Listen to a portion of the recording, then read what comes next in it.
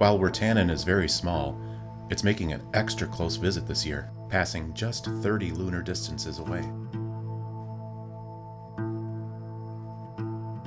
As a result, this makes it one of the 10 closest approaching comets in the last 100 years.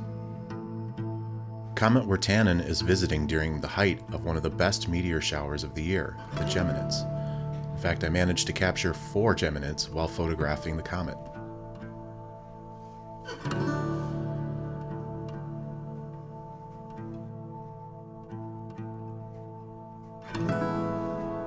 From very dark skies, Comet Wirtanen is just barely visible with the unaided eye, but looks wonderful through telescopes or binoculars.